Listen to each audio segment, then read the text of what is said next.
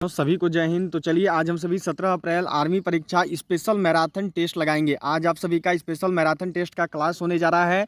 यहां से army paper में 100% सवाल छपेंगे। जो आपका 17 अप्रैल को आर्मी परीक्षा होने वाला है, यहां से 100% आपको क्वेश्चन देखने को मिलेगा। अग्निवीर आर्मी जीडी ट्रेडमैन 17 अप्रैल 2023 आर्मी ऑनलाइन परीक्षा के लिए आज आपकी स्पेशल आर्मी मैराथन टेस्ट होने जा रहा है। एक क्लास आपकी और हो चुकी थी मैराथन की, तो अगर आपने नहीं देखा है तो जाकर क्लास देख सकते हो पहले का। और आज जो है आपकी स्पेशल क्लास रहेगा, जो कि आपका देखो होने जा रहा है स्पेशल मैराथन। आज आप सभी को 80 का सही जवाब देना है। आज भी आप सभी का 80 का टारगेट है। हम लोग टॉप 100 क्वेश्चन करेंगे और 100 में से 80 क्वेश्चन सही करने का कोशिश सबको ही करना। तो चलो एक एक बार जरा सभी लोग जल्दी से शेयर कर दोगे क्लास को अपने सभी दोस्तों तक। एक एक बार सभी लोगों को क्लास को शेयर करना है। जितने ज़्यादा लोगों को क्लास से जोड़ सकते हो उतने ज़्यादा लोगों को क्लास से जोड़ो। इसके साथ साथ जो है सभी लोग जल्दी से लाइक बटन प्रेस कर देंगे। सभी लोग क्लास को सेशन को लाइक कर लेंगे। और जिन्होंने भी अभी तक भी चैनल को सब्सक्राइब नहीं किया है वो सभी सब्सक्राइब करके बेल आइकन को जो है ऑल पर जरूर सेट कर लेंगे। तो चलिए क्लास को सेशन को शुरू करेंगे। क्वेश्चन नंबर 1 से शुरू करने वाले हैं, ज़्यादा समय नहीं लेंगे। क्वेश्चन नंबर 1 से शुरू करते हैं। सभी लोग जल्दी से जो है क्लास को शेयर कर देना अपने सभी दोस्तों तक। और क्लास को चलिए शुरू कर लेते हैं क्वेश्चन नंबर 1 से। क्वेश्चन नंबर 1 देखो यहाँ पर आपको दिया गया है कि बारदौली सत्याग्रह 1928 का नेतृत्व किसने किया। हु लेड द बारदौली सत्याग्रह 1928। यहाँ पे किया लिखा हुआ है, ठीक है। बताना है कि जो बारदौली सत्याग्रह 1928 में हुई थी उसका नेतृत्व किसने किया था। राजेंद्र प्रसाद ने, विनोबा भावे ने, वल्लभ भाई पटेल ने या फिर जमना लाल बजाज ने। देखो जो भी क्वेश्चंस हैं वो आपकी इंडियन आर्मी के आने वाले एग्जाम के नए पैटर्न पे तैयार किए हुए हैं। इसमें से कुछ क्वेश्चंस आपको ऐसे हैं जो पिछले कंटिन्यू सालों से पूछे जा रहे हैं और कुछ क्वेश्चंस ऐसे जो कि आपके इस साल आ सकते हैं। तो सभी पूरा का पूरा 100 क्वेश्चन का क्लास जरूर अटेंड करेंगे। बारदौली सत्याग्रह का नेतृत्व किन्होंने किया था, तो यह किया गया था देखो वल्लभ भाई पटेल जी के द्वारा। क्या होता है राइट आंसर, तो ऑप्शन सी सरदार वल्लभ भाई पटेल। चलिए अगले सवाल पे बढ़ेंगे।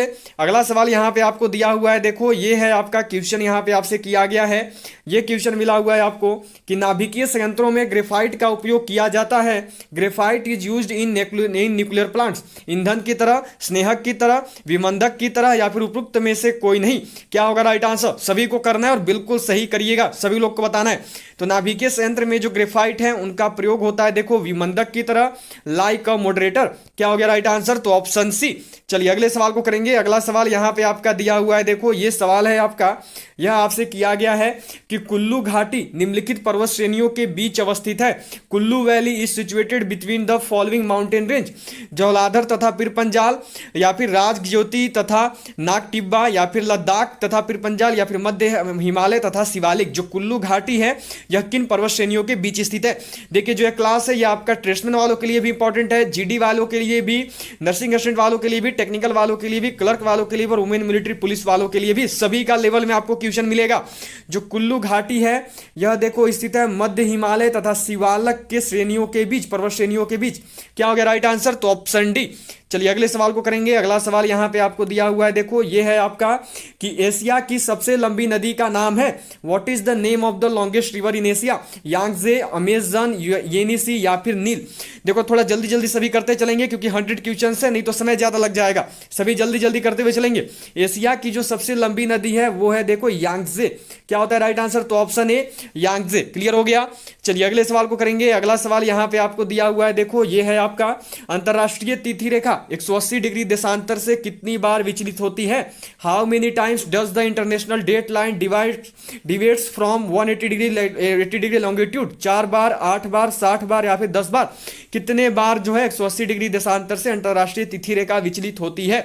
सभी को इस क्लास का पीडीएफ टेलीग्राम ग्रुप में दे दिया जाएगा। सभी टेलीग्राम ग्रुप से जुड़ जाना। टेलीग्राम ग्रुप से जुड़ने का जो लिंक है वो नीचे डिस्क्रिप्शन बॉक्स में है। जो भी क्लास हो रहा है इसका पीडीएफ सबको मिल जाएगा। और जो दोपहर 1 बजे करवाया है, तो जो अंतरराष्ट्रीय तिथि रेखा है यह देखो 180 डिग्री देशांतर में 4 बार विचलित होती है।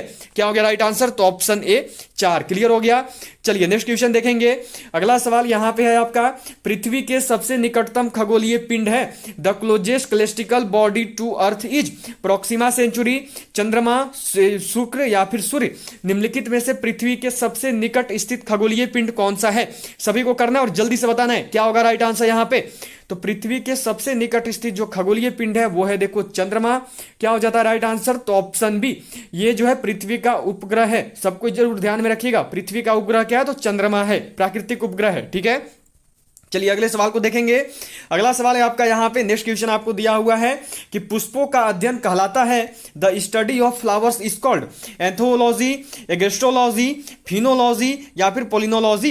पुष्पों का अध्ययन क्या कहलाता है? सभी लोग करेंगे और जल्दी से बताएंगे, देरी बिल्कुल नहीं चाहिए, जल्दी जल्दी करते जाएंगे सब कोई। तो पुष्पों का अध्ययन जो है यह देखो कहलाता है एंथोलॉजी। क्या हो गया राइट आंसर? तो ऑप्शन ए एंथोलॉजी। क्लियर है सभी का? चलिए अगले सवाल को देखेंगे। अगला सवाल यहाँ पे आपका दिया हुआ है, ये है देखो आपका कि सबसे बड़ा महाकाव्य है the greatest epic, Mahabharat, fairy queen, Ramayan या फिर पैराडाइज लॉस्ट। सबसे बड़ा महाकाव्य कौन सा है? सभी लोग को करना और बिल्कुल सही आंसर करना है। विश्व का सबसे बड़ा जो महाकाव्य है वो कौन सा है? द ग्रेटेस्ट एपिक निम्नलिखित में से कौन सी है? तो वो है देखो आपकी महाभारत। क्या हो गया राइट आंसर? तो ऑप्शन ए महाभारत। महाभारत को किसके द्वारा लिखा गया है? बहुत बार इंडियन आर्मी पूछती है, तो याद रखिएगा जो महाभारत है यह लिखा गया है वेद व्यास के द्वारा। किस भाषा में लिखा गया है? तो भाषा भी याद रखना, संस्कृत में लिखा गया है। ठीक है, महाभारत सबसे बड़ा महाकाव्य है, किसने लिखा है? तो वेद व्यास ने। किस भाषा में लिखा है? तो संस्कृत में। हो गए। चलिए अगले सवाल को देखेंगे। अगला सवाल यहां पे आपको दिया हुआ है, देखो लेजर बीम सदा होती है, laser beams are always there. अभिसारी बीम, अपसारी बीम, समांतर बीम या फिर शुरू में समांतर बाद में अपसारी। क्या होगा राइट आंसर? सभी को बतानी है यहां पे। चलिए सबको यहां से करेंगे, याद रखिएगा सभी को टेस्ट लगाना है, सबको अपना टेस्ट लगाते चलो, सभी लोग लगाते चलेंगे। लेजर बीम जो है यह देखो सदा अपसारी बीम होती है। ये क्या होती है? तो ये डाइवर्जेंट बीम होती है। ठीक है, चलिए अगले सवाल को देखेंगे। अगला सवाल यहां पे है आपका, यह देखो आपको दिया गया है, चिदम्बरा किसकी रचना है? Whose creation is Chidambara? Sumitranandan Pant, Jaishankar Prasad, Suryakant Tripathi Nirala या फिर भगवती चरण वर्मा। निम्नलिखित में से जो चिदम्बरा है यह किसकी रचना है? क्या होगा राइट आंसर? सभी लोग करेंगे। क्वेश्चन प्रीवियस ईयर में आ रखा है, बहुत बार रिपीट हुआ है, तो जल्दी से करेंगे सब कोई। जो चिदम्बरा है यह देखो रचना है आपकी सुमित्रानंदन पंत की। क्या हो जाता है राइट आंसर? तो ऑप्शन ए सुमित्रानंदन पंत। चलिए अगले सवाल को देखेंगे। अगला सवाल है आपका यहाँ पे देखो कि परमाणु बम का आविष्कार किसने किया था? Who invented the atomic bomb? Madam Curie, Pierre Curie, auto horn या फिर आइंस्टीन। किसके द्वारा जो है परमाणु बम का आविष्कार किया गया? निम्नलिखित में से किसने जो है परमाणु बम का आविष्कार किया? जल्दी से करेंगे और सभी लोग बताएंगे, देरी बिल्कुल नहीं, जल्दी जल्दी करते चलिए और बिल्कुल सही करेंगे सभी। परमाणु बम का जो आविष्कार है यह देखो किया गया है ऑटो हॉर्न के द्वारा। जिन्होंने भी सी को बताया है बिल्कुल सही बताया है।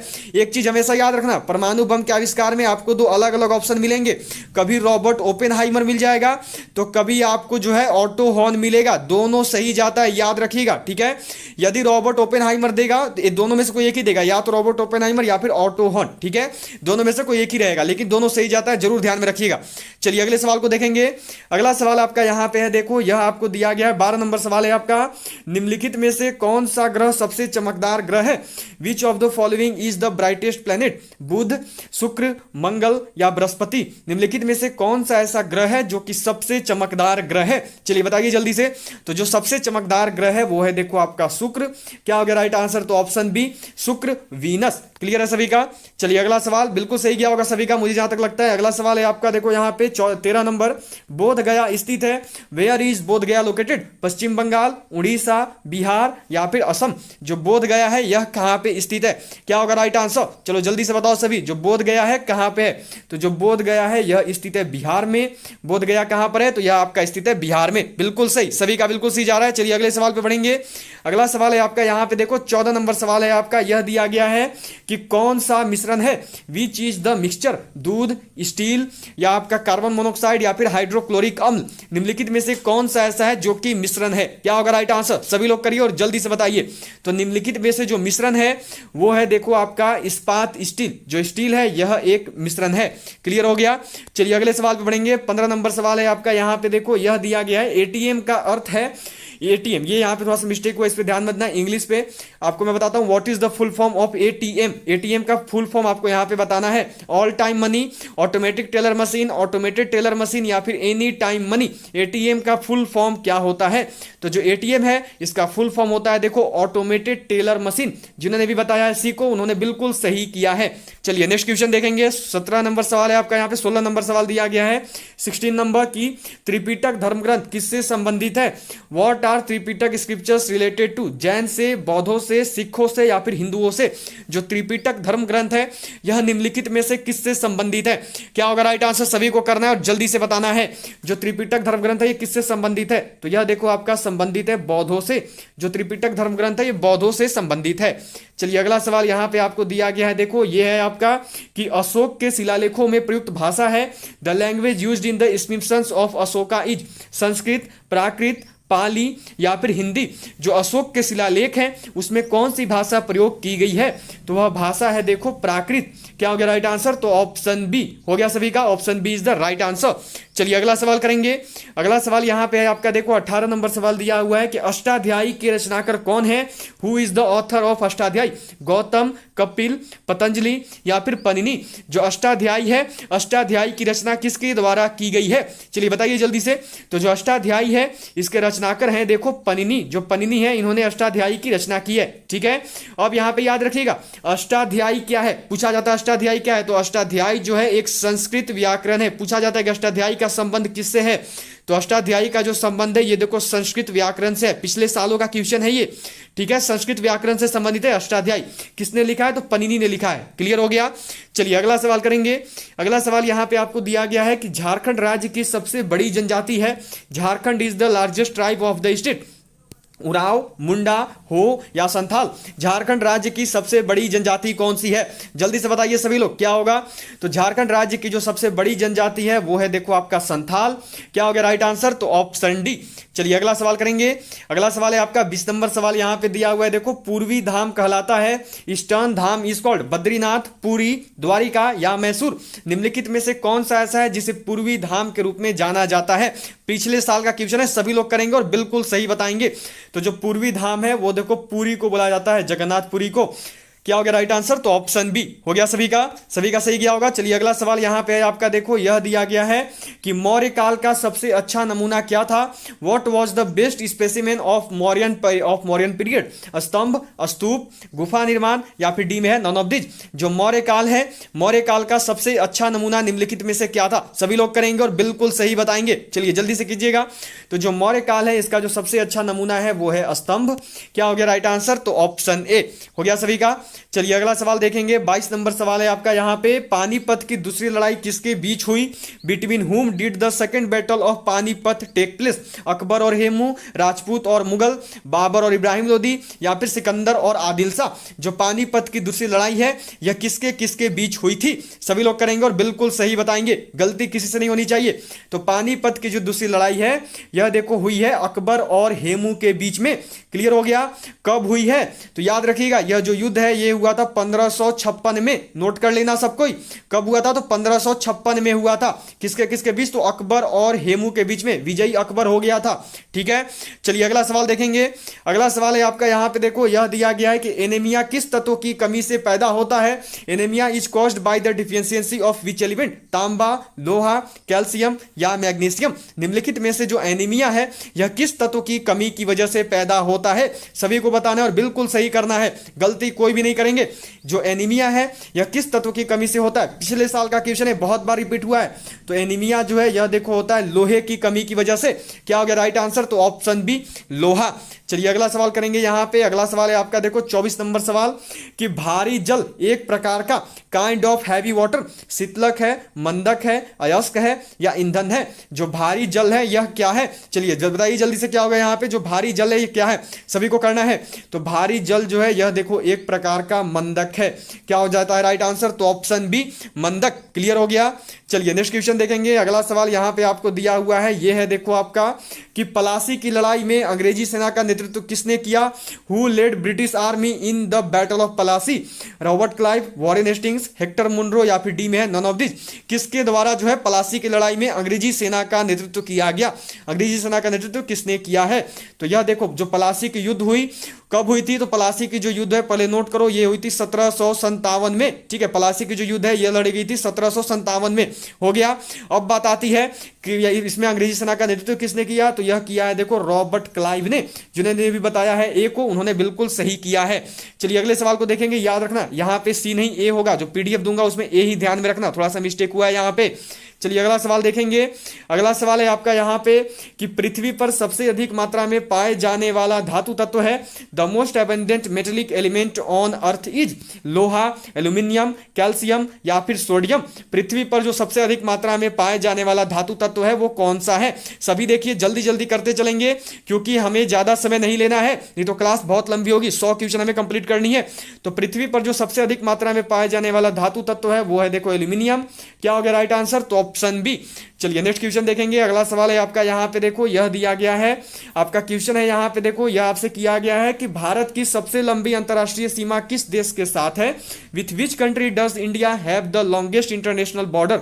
नेपाल, पाकिस्तान, चीन या बांग्लादेश? पिछले साल का क्वेश्चन है 2020 का, सभी को करना है और बिल्कुल सही बताना है। भारत की जो सबसे लंबी अंतरराष्ट्रीय सीमा है यह किस देश के साथ है? तो यह देखो है आपका बांग्लादेश के साथ। क्या हो गया राइट आंसर? तो ऑप्शन डी बांग्लादेश। चलिए अगला सवाल देखेंगे। यहाँ पे आपका 28 नंबर सवाल दिया हुआ है, ये है देखो आपका कि बिना बुझे हुए चूने का रासायनिक नाम क्या है? What is the chemical name of unsweetened lime? Calcium chloride, calcium oxide, calcium carbonate या कैल्शियम हाइड्रोक्साइड? बिना बुझे हुए चूने का रासायनिक नाम क्या होता है?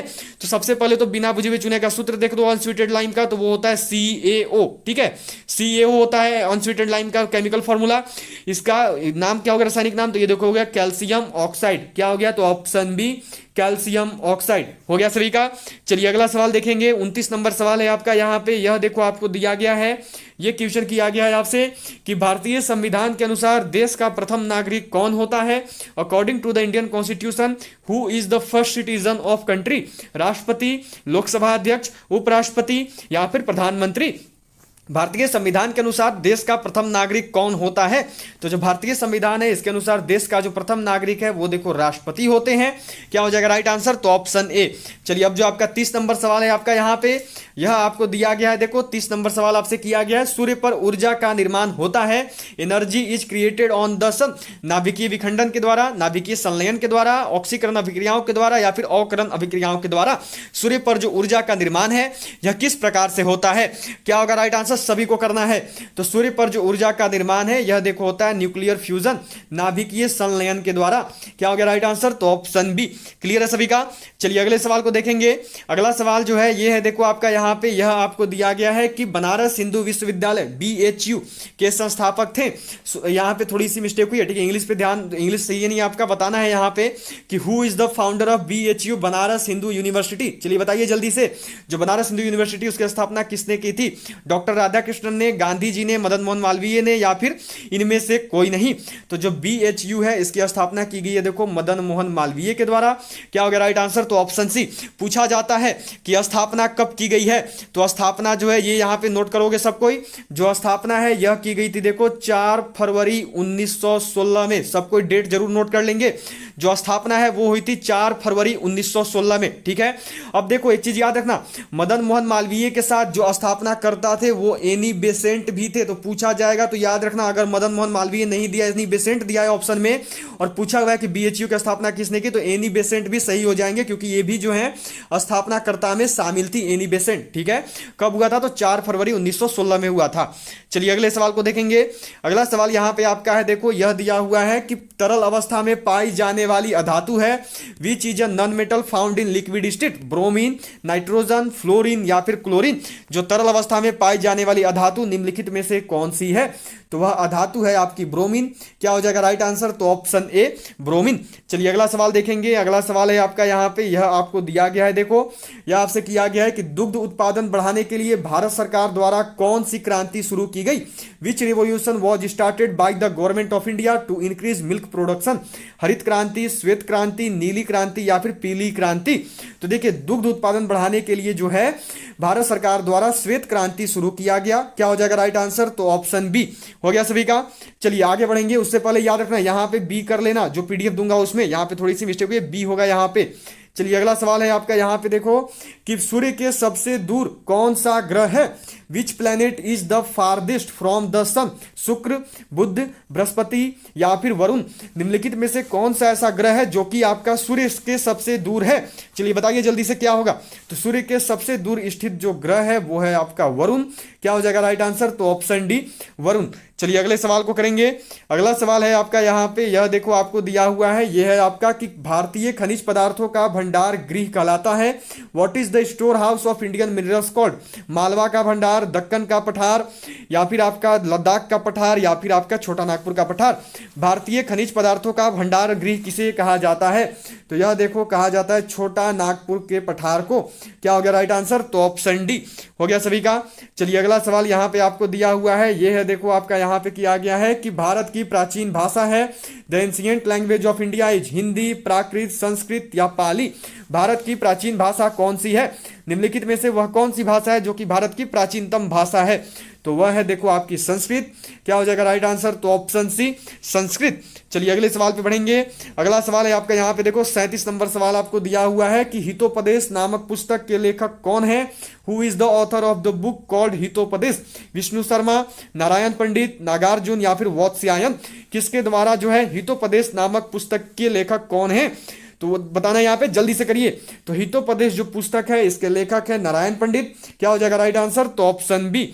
चलिए अगले सवाल पे बढ़ेंगे। अगला सवाल यहाँ पे आपको दिया हुआ है देखो कि कर्मा पर्व का संबंध किस राज्य से है? Karma festival is related to which state? Uttar Pradesh, Jharkhand, Assam या पश्चिम बंगाल। जो कर्मा पर्व है यह किस राज्य से संबंधित है? तो जो कर्मा पर्व है यह देखो संबंधित है झारखंड से। क्या हो गया राइट आंसर? तो ऑप्शन बी। चलिए अगले सवाल को करेंगे। 39 नंबर सवाल है आपका यहाँ पे 39 नंबर क्वेश्चन। पैन से क्या अभिप्राय है? Pan what is meant by?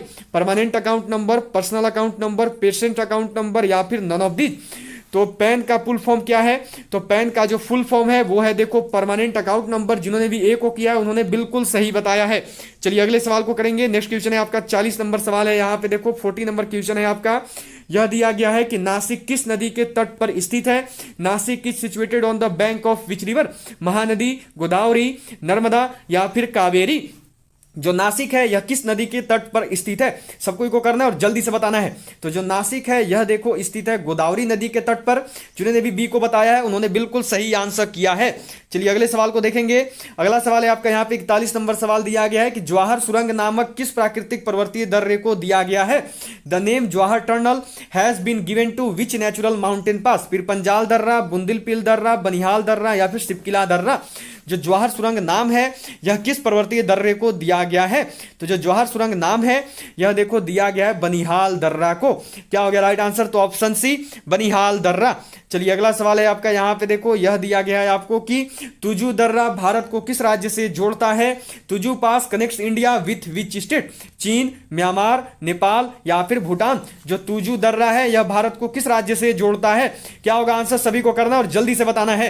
तो जो तुजू दर्रा है यह देखो भारत को जोड़ता है म्यांमार से। क्या हो गया आंसर? तो ऑप्शन बी म्यांमार। क्लियर है सभी का? चलिए अगले सवाल को देखेंगे। अगला सवाल है आपका यहाँ पे 43 नंबर सवाल आपको दिया गया है। यह है आपका कि गंगा नदी पर कौन सी भारतीय राजधानी स्थित है? Which Indian capital is situated on the Ganga river? Kolkata, Lucknow, Bhubaneswar या फिर पटना। निम्नलिखित में से कौन सी ऐसी भारतीय राज्य की राजधानी है, कौन सी ऐसी भारतीय राजधानी है जो कि गंगा नदी के तट पर स्थित है? तो वह है देखो आपकी पटना। क्या हो जाएगा राइट आंसर? तो ऑप्शन डी पटना। कोलकाता है लेकिन यह हुगली नदी के तट पर है, यहां पे उसको हुगली बोला जाता है। ठीक है, चलिए अगले सवाल को देखेंगे। अगला सवाल है आपका यहाँ पे, यह देखो आपको दिया गया है, नेक्स्ट क्वेश्चन आपसे किया गया है कि कर्णम मल्लेश्वरी किस खेल से संबंधित है? Karnam Malleswari is related to which sport? Tennis, तैराकी, एथलेटिक्स या फिर भारोत्तोलन, वेट लिफ्टिंग। जो कर्णम मल्लेश्वरी है यह किस खेल से संबंधित है? तो जो कर्णम मल्लेश्वरी है यह देखो संबंधित है भारोत्तोलन से, वेट लिफ्टिंग से। राइट आंसर क्या हो जाएगा? तो ऑप्शन डी। चलिए अगले सवाल को देखेंगे। अगला सवाल है आपका यहाँ पे देखो कि खजुराहो के मंदिर का संबंध किस धर्म से है?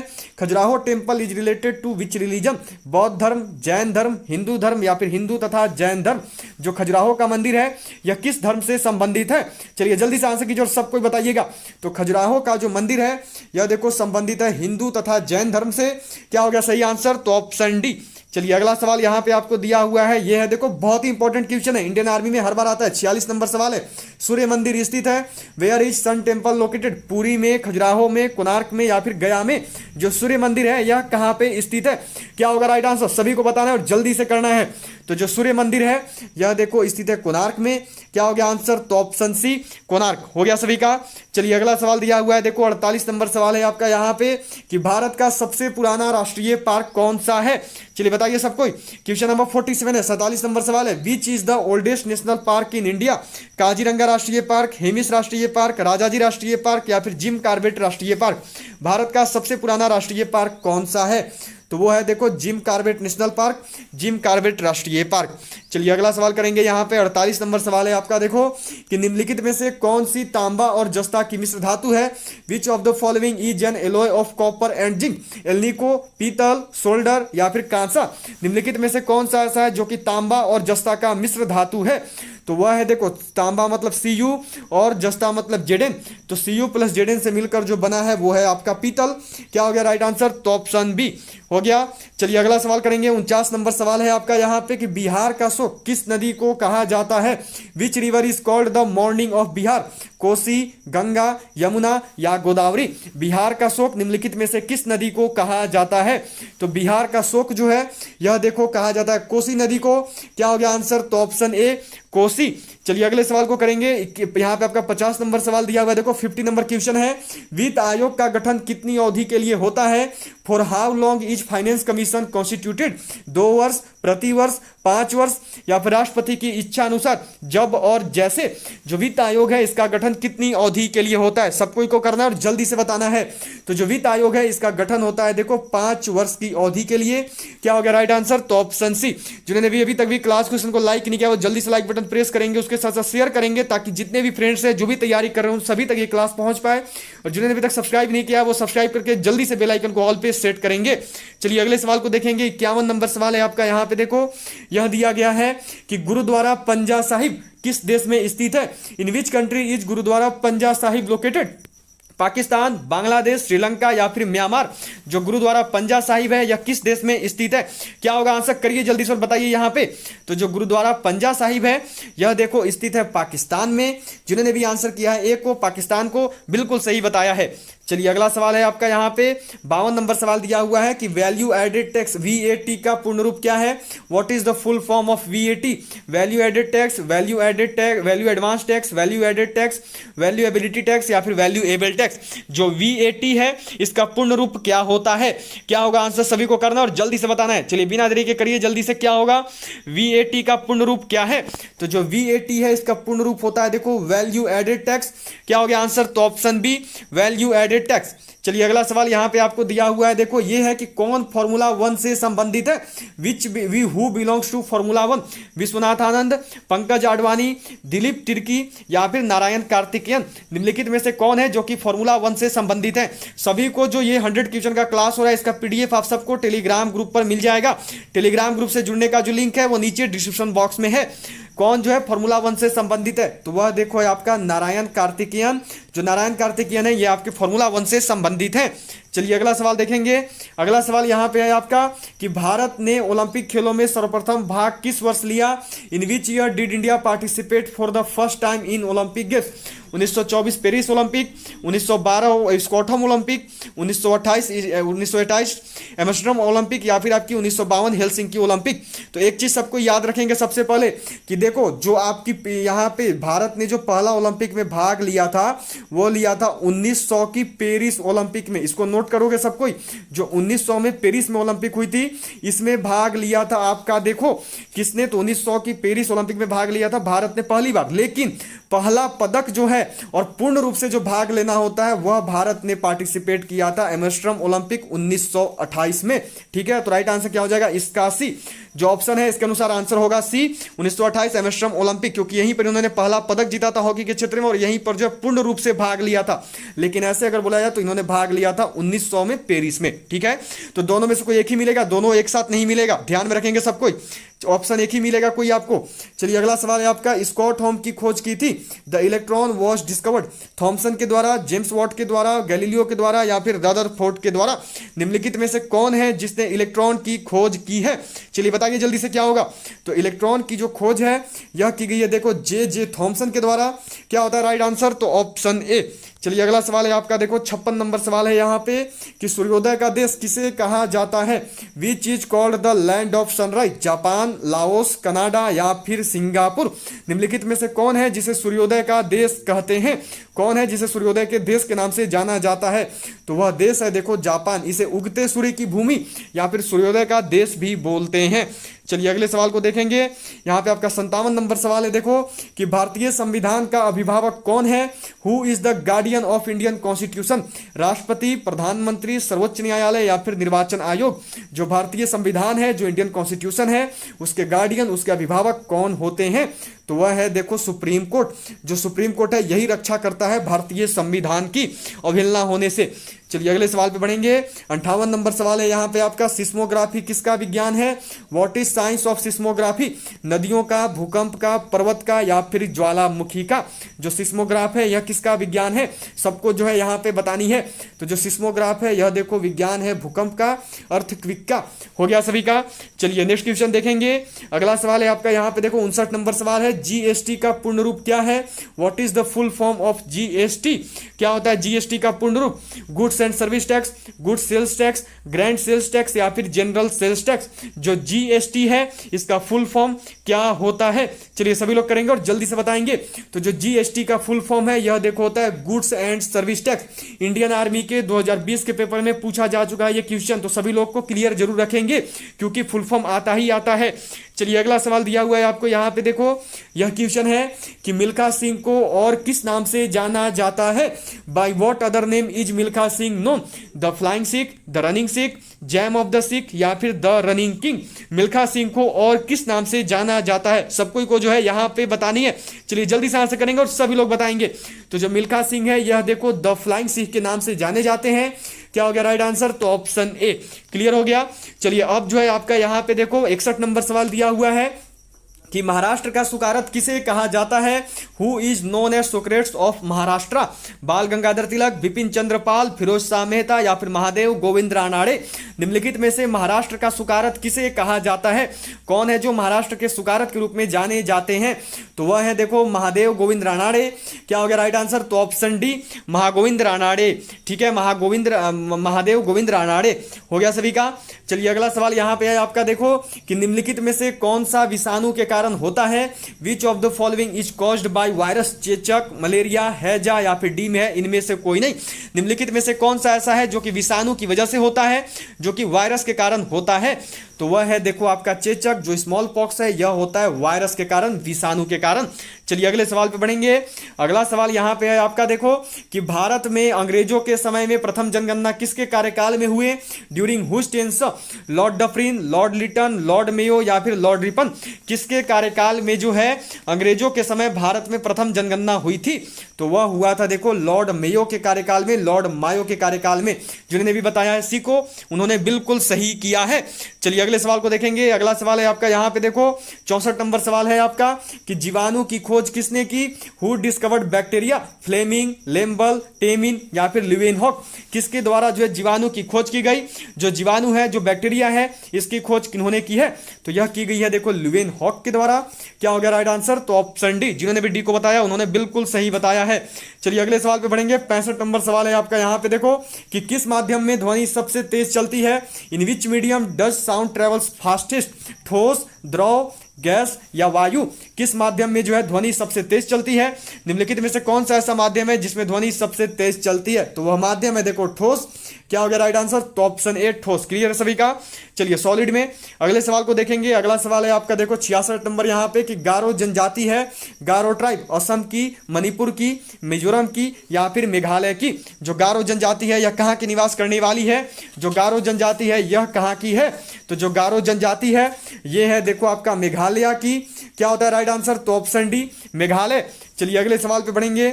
अगला सवाल यहाँ पे आपको दिया हुआ है देखो, ये है आपका क्वेश्चन किया गया है कि एथलीट फुट नामक बीमारी किससे उत्पन्न होती है? What causes the disease called athlete foot? जो एथलीट फुट है यह किसकी वजह से होता है? जीवाणु, कवक, प्रोटोजोआ या नेमाटोड?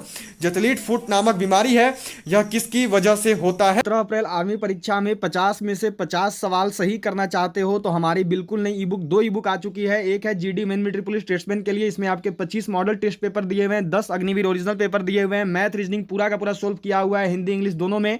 ये 25 मॉडल टेस्ट पेपर और 10 अग्निवीर ओरिजिनल पेपर वाला आपको देखो मिल रहा है मात्र 90 रुपए में। खरीदने के लिए क्या करना है, तो ये जो नंबर दिख रहा है आपको, इसी नंबर पर पेमेंट करना है, फोन पे, पेटीएम, गूगल पे से। पेमेंट करने के बाद पेमेंट का स्क्रीनशॉट इसी नंबर पे व्हाट्सएप पे भेज देना, फिर ये आपको सेंड कर दिया जाएगा पीडीएफ फॉर्मेट में। अगला जो ई बुक है हमारा ये है, देखो आपका यहाँ पे Agniveer army, GD men military police tradesman, tech nursing assistant clerk का static GK, physics, chemistry, biology, history, geography, political, economics, computer. 4000 question है, पूरा का पूरा जीके जीएस का निचोड़ है। इसको पढ़ लो, 30 में से 30 जीके जीएस का सवाल सही करके आओगे, कोई दिक्कत नहीं होगा। देखो हिंदी इंग्लिश दोनों में आता है, इसको पढ़ लो बस। जीके जीएस 2023 में और कहीं से नहीं आएगा, सारा का सारा जीके जीएस यहीं से होने वाला है। ये है देखो मात्र 99 रुपए का, ये भी आपको मिल रहा है केवल 25 मार्च तक। खरीदने के लिए यही करना है कि ये जो नंबर दिख रहा है इसी नंबर पर आपको पेमेंट करना है, फोन पे, पेटीएम, गूगल पे से। पेमेंट करने के बाद ये आपको पीडीएफ फॉर्मेट में सेंड कर दिया जाएगा। तो एक है देखो 90 रुपए का, एक है देखो आपका 99 रुपए का, दोनों अलग अलग लोगे। दोनों अगर अलग अलग लेते हो तो आपको हो जाएगा 189 रुपीज, जो कि आपको अगर साथ में लोगे तो इसके जगह 189 की जगह पेमेंट करना है केवल 160 रुपए का। तो अलग अलग होता है देखो 189, 189, साथ में करने पर हो जाएगा 160 का केवल। टोटल आपके करीब करीब 30 रुपए कम हो जा रहे हैं। तो 160 रुपए में आपको ये दोनों किताब मिल रहा है। खरीदने के लिए क्या करना है, तो 160 का पेमेंट कर लेना इसी नंबर पे, और पेमेंट करने के बाद फोन पे, पेटीएम से पेमेंट करने के बाद पेमेंट का स्क्रीनशॉट इसी नंबर पर सेंड कर देना, फिर ये ई बुक आपको सेंड कर दिया जाएगा। इन दोनों किताबों को पढ़ लो, 30 में से 30 जीके जीएस इसमें से हो जाएगा, 15 मैथ और 5 रीजनिंग इसमें से हो जाएगा। टोटल 50 में से 50 सवाल सही करोगे मात्र 160 रुपए का 2 किताब खरीद के। तो सभी लोग जरूर बाई कर लेना। खरीदने के लिए इसी नंबर पर आपको जो है पेमेंट करना है। तो जो एथलीट फुट नामक बीमारी है यह देखो होता है कवक की वजह से, यह होता है फंगस की वजह से। हो गया सभी का। चलिए अगले सवाल पे बढ़ेंगे। अगला सवाल है यहाँ पे देखो आपका 68 नंबर सवाल है कि जवाहरलाल नेहरू के निधन के पश्चात किसने प्रधानमंत्री पद ग्रहण किया? Who assumed the post prime minister after the death of Jawaharlal Nehru? Lal Bahadur Shastri, Shrimati Indira Gandhi, Gulzari Lal Nanda या फिर मोरारजी देसाई? जो जवाहरलाल नेहरू के निधन के पश्चात किस प्रधानमंत्री ने जो है पद ग्रहण किया था? तो वह प्रधानमंत्री है देखो गुलजारी लाल नंदा। हो गया सभी का। चलिए अगले सवाल को करेंगे। अगला सवाल है आपका यहाँ पे देखो 69 नंबर क्वेश्चन है, 69 नंबर सवाल है कि विष वस्तु को गर्म करने पर उसके अणुओं, when an object is heated it's molecules, की चाल बढ़ जाएगी, की ऊर्जा कम हो जाएगी, का भार बढ़ जाएगा या फिर का भार घट जाएगा? तो देखिए जब भी किसी वस्तु को गर्म करते हैं तो उसके पश्चात क्या होता है, ये जो है आप सबको यहाँ पे बताना है। तो किसी भी वस्तु को गर्म करने पर उसके अणुओं की जो चाल है वह बढ़ जाती है, स्पीड विल इंक्रीज। चलिए अगला सवाल करेंगे। 70 नंबर सवाल है आपका यहाँ पे देखो 70 नंबर क्वेश्चन है कि HIV द्वारा होने वाला रोग है, the disease caused by HIV is? क्षय रोग, आंतशक, कैंसर या फिर एड्स? HIV जो है HIV के द्वारा कौन सा रोग होता है, ये जो है आप सबको यहाँ पे करना है और जल्दी से बताना है। तो जो HIV है इससे देखो एड्स रोग होता है। क्या हो गया राइट आंसर? तो ऑप्शन डी। क्लियर हो गया सभी का। चलिए अगले सवाल पे बढ़ेंगे। 71 नंबर सवाल है यहाँ पे देखो आपका 71, राज्यपाल अपना त्याग पत्र किसे देता है? To whom does the governor give the resignation? राज्य के मुख्यमंत्री को, प्रधानमंत्री को, संसद को या फिर राष्ट्रपति को? जो राज्यपाल है वो अपना त्याग पत्र किसे देते हैं? जिन्होंने अभी तक क्लास को सेशन को लाइक नहीं किया वो जल्दी से लाइक बटन प्रेस करिए, क्योंकि देखिए आपके लाइक एंड शेयर के बाद ही जो है हमें और मोटिवेशन मिलती है, जिससे हम आपके लिए और भी ऐसे क्लासेज ला सकते हैं, आपके लिए और भी ज्यादा मेहनत कर सकते हैं। तो सभी लाइक एंड शेयर जरूर कर देंगे, और सभी जिन्होंने सब्सक्राइब नहीं किया वो सब्सक्राइब करके बेल आइकन को ऑल पे जरूर सेट करेंगे। राज्यपाल अपना त्याग पत्र किसे देते हैं? तो जो राज्यपाल हैं वो अपना त्याग पत्र देते हैं राष्ट्रपति को। क्या हो गया राइट आंसर? तो ऑप्शन डी, राष्ट्रपति। चलिए अगला सवाल यहाँ पे है आपका देखो, यह दिया गया है कि अश्व यदि एकाएक चलना प्रारंभ कर दे तो अश्वरोही के गिरने की आशंका का कारण है। If the horse start running suddenly then there is a reason for the possibility of the climber falling. जड़त्व आघूर्ण या फिर द्रव्यमान का संरक्षण नियम या विश्राम जड़त्व या फिर गति का तीसरा नियम? किस नियम की वजह से जो है जब घोड़ा अचानक चल देगा तो कोई आरोही के गिरने की आशंका हो जाएगी? चलिए सबको बताएंगे। सबको टेलीग्राम ग्रुप को जरूर ज्वाइन कर लीजिएगा। टेलीग्राम ग्रुप पर जो है आपको आज का PDF मिल जाएगा। टेलीग्राम ग्रुप से जो जुड़ने का लिंक है वो नीचे डिस्क्रिप्शन बॉक्स में है। तो देखो विश्राम, जो आपका अश्व है यदि वो एकाएक चलने लगेगा तो जो गिरने की संभावना है वो हो जाती है विश्राम जड़त्व की वजह से। क्या हो गया राइट आंसर? तो ऑप्शन सी। चलिए अगले सवाल पे बढ़ेंगे। अगला सवाल है यहाँ पे आपका कि निम्नलिखित में से कौन भारत का सर्वोच्च नागरिक पुरस्कार है? Which of the following is the highest civilian award of India? Padma Bhushan, Bharat Ratna, Padmashri या फिर ज्ञानपीठ पुरस्कार। निम्नलिखित में से भारत का सर्वोच्च नागरिक पुरस्कार कौन सा है? चलिए सबको करेंगे और जल्दी से बताएंगे क्या होगा। तो भारत का जो सर्वोच्च नागरिक पुरस्कार है वो है भारत रत्न। क्या होता है राइट आंसर? तो ऑप्शन बी, भारत रत्न। चलिए नेक्स्ट क्वेश्चन देखेंगे। अगला सवाल है यहाँ पे देखो 74 नंबर सवाल है आपका। भारत का प्राचीनतम दर्शन है which is the oldest philosophy of India? न्याय, वैशेषिक, सांख्य या योग? भारत का प्राचीनतम दर्शन कौन सा है? कौन सा ऐसा दर्शन है जो कि भारत का प्राचीनतम दर्शन है? तो वह दर्शन है देखो आपका सांख्य। क्या हो जाता है राइट आंसर? तो ऑप्शन सी हो गया सभी का। चलिए अगला सवाल देखेंगे। 76 नंबर सवाल है यहाँ पे आपका देखो कि द्रव्यमान संख्या किसका योग है? What is the mass number? केवल प्रोटॉन का, इलेक्ट्रॉन और प्रोटॉन का, इलेक्ट्रॉन और न्यूट्रॉन का या फिर प्रोटॉन और न्यूट्रॉन का? जो द्रव्यमान संख्या है यह निम्नलिखित में से किसका योग होता है? क्या होगा आंसर? सभी को बताना और बिल्कुल जल्दी से करना है। जो द्रव्यमान संख्या है यह किसका योग होता है? तो जो द्रव्यमान संख्या है यह देखो योग होता है आपका प्रोटॉन और न्यूट्रॉन का। क्या हो गया राइट आंसर? तो ऑप्शन डी हो गया सभी का। चलिए अगले सवाल पे बढ़ेंगे। 77 नंबर सवाल है यहाँ पे देखो आपका कि नेत्रदाता में दाता की आंख के किस हिस्से को प्रत्यारोपित किया जाता है? Which part of the donor I is transplanted in I donation? Cornea, lens, retina या फिर पूरी की पूरी आंख? बहुत ही इंपॉर्टेंट क्वेश्चन है, इंडियन आर्मी में बहुत बार आया है, सभी को बिल्कुल सही करते हुए चलना है। तो नेत्रदाता में जो दाता की आंख है उसके कॉर्निया वाले भाग को किसी दूसरे में प्रत्यारोपित किया जाता है। चलिए नेक्स्ट क्वेश्चन देखेंगे। अगला सवाल है आपका यहाँ पे देखो 77 नंबर सवाल है आपका कि उच्चतम न्यायालय के मुख्य न्यायाधीश की नियुक्ति कौन करता है? Who appoints the chief justice of the supreme court? Lok Sabha का अध्यक्ष, राज्यसभा का सभापति, प्रधानमंत्री या फिर राष्ट्रपति? जो उच्चतम न्यायालय है, उच्चतम न्यायालय के मुख्य न्यायाधीश की नियुक्ति किसके द्वारा की जाती है? तो वो है देखो राष्ट्रपति। जो राष्ट्रपति हैं उनके द्वारा उच्चतम न्यायालय के मुख्य न्यायाधीशों की नियुक्ति होती है। चलिए अगले सवाल को देखेंगे। अगला सवाल है आपका यहाँ पे देखो 78 नंबर की कंप्यूटर का सबसे महत्वपूर्ण भाग है? The most important part of computer is? CPU, keyboard, disk या फिर प्रिंटर? जो कंप्यूटर है, कंप्यूटर का सबसे महत्वपूर्ण भाग कौन सा है? तो कंप्यूटर का जो सबसे महत्वपूर्ण भाग है वो है देखो आपका सीपीयू, सेंट्रल प्रोसेसिंग यूनिट। हो गया सभी का, क्लियर है। चलिए अगले सवाल को देखेंगे। 79 नंबर क्वेश्चन है आपका यहाँ पे कि वायु निम्नलिखित में से क्या है? Which of the following is air? तत्व, यौगिक, मिश्रण या तरल? वायु निम्नलिखित में से क्या है? तो जो वायु है यह देखो एक प्रकार का मिश्रण है। क्या हो गया राइट आंसर? तो ऑप्शन सी, मिक्सचर, मिश्रण। चलिए अगले सवाल को करेंगे। 80 नंबर सवाल यहाँ पे है आपका देखो, यह दिया गया है कि ये क्वेश्चन है आपका यहाँ पे देखो कि स्वामी विवेकानंद किस स्थान पर हुए धार्मिक सम्मेलन में प्रसिद्ध हुए? Where did Swami Vivekananda become famous in the religious conference held? London, Paris, Chicago या बर्लिन? कहां पर जो है धार्मिक सम्मेलन हुआ जहां से जो है स्वामी विवेकानंद प्रसिद्ध हुए थे? तो वह जगह है देखो आपका शिकागो। शिकागो हुए धार्मिक सम्मेलन से जो है स्वामी विवेकानंद प्रसिद्ध हुए थे। बहुत ही इंपॉर्टेंट है, सबको ध्यान में रखेंगे। कब हुआ था? तो ये हुआ था देखो 1893 में। क्लियर हो गया। चलिए अगले सवाल को देखेंगे। 81 नंबर सवाल है यहाँ पे देखो आपका, यह दिया गया है कि रानी लक्ष्मीबाई का मूल नाम क्या था? What was the original name of Rani Lakshmibai? Manikarnika, Jayashree, Padma या अहल्या? रानी लक्ष्मीबाई का मूल नाम क्या था? निम्नलिखित में से जो रानी लक्ष्मीबाई हैं उनका मूल नाम, वास्तविक नाम क्या था? तो वो था देखो मणिकर्णिका। क्या हो गया राइट आंसर? तो ऑप्शन ए, मणिकर्णिका। चलिए नेक्स्ट क्वेश्चन देखेंगे। अगला सवाल है यहाँ पे आपका देखो कि सूर्य के चारों ओर घूमने वाले खगोलीय पिंड क्या कहलाते हैं? What are the celestial bodies that revolve around the sun called? ग्रह, उपग्रह, क्षुद्र ग्रह या पुच्छल तारा? सूर्य के चारों ओर घूमने वाले खगोलीय पिंड को क्या कहा जाता है?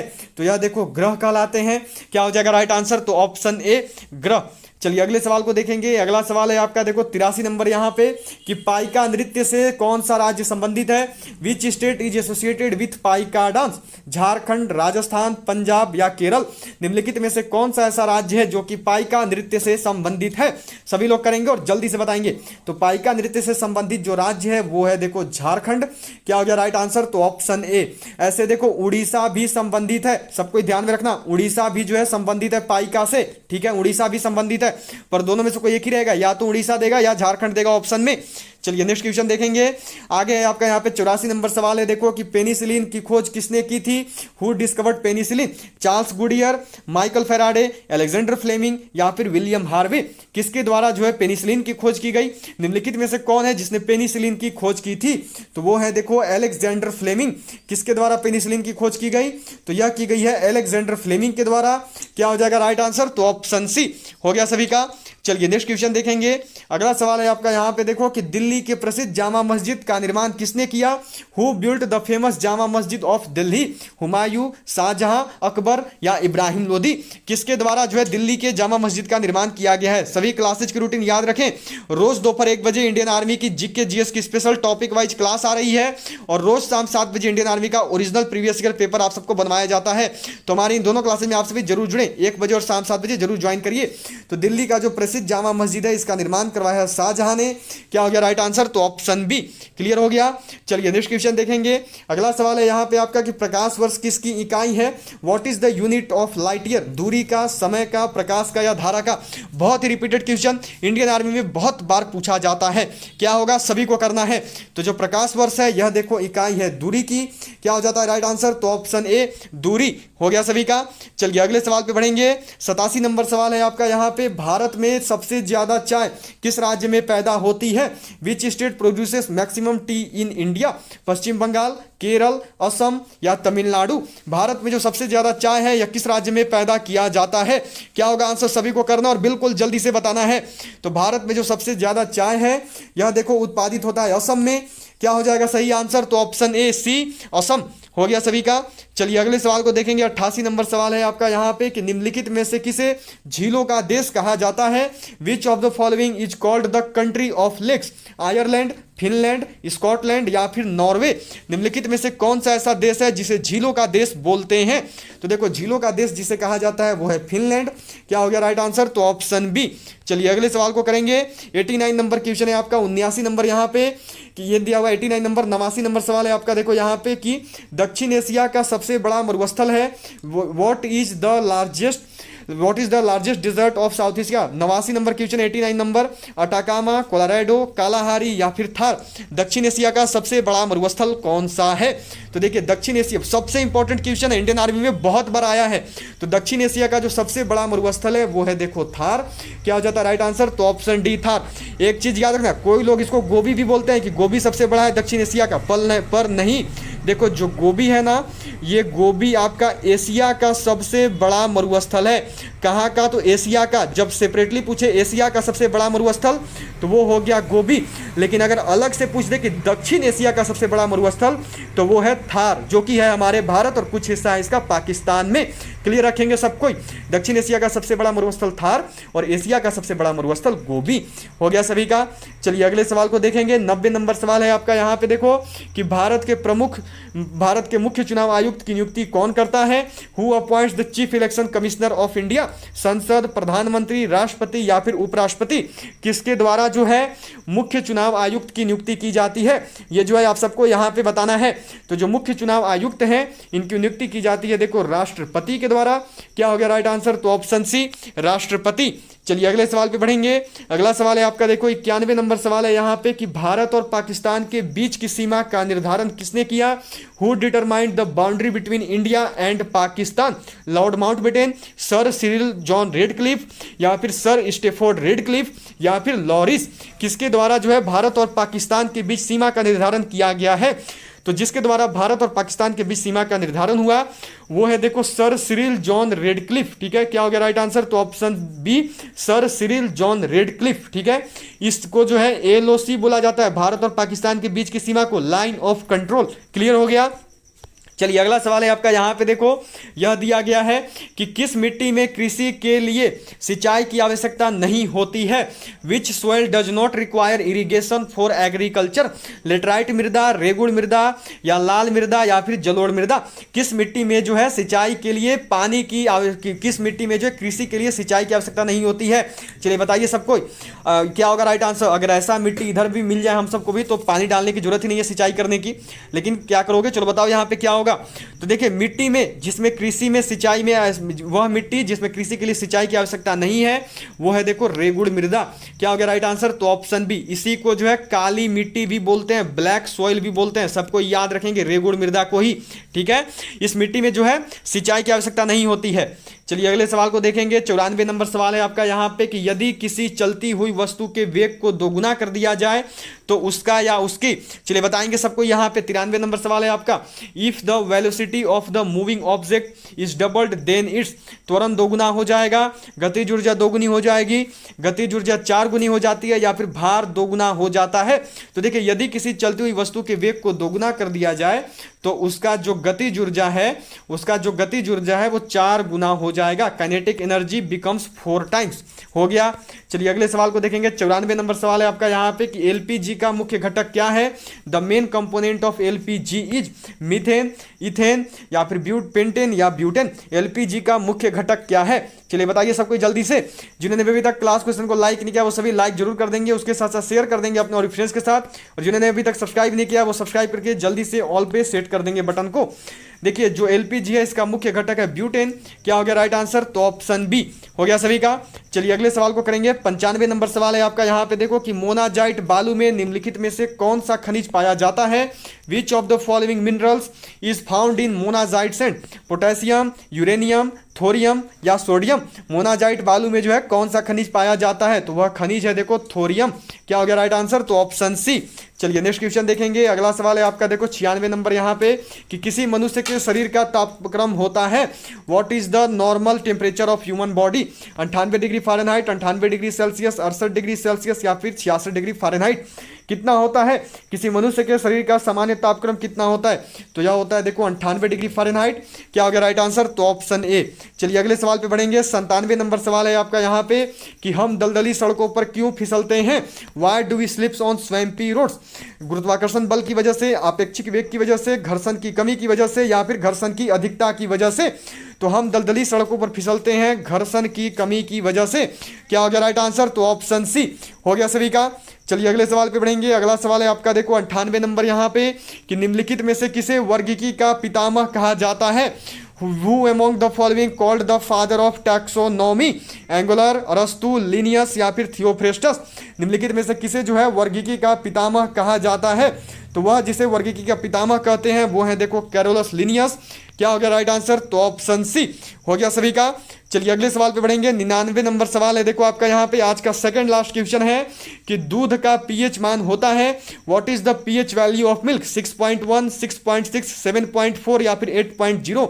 जो दूध है, दूध का पीएच मान कितना होता है? तो जो दूध है इसका पीएच मान होता है देखो 6.6, 6.6। क्लियर हो गया।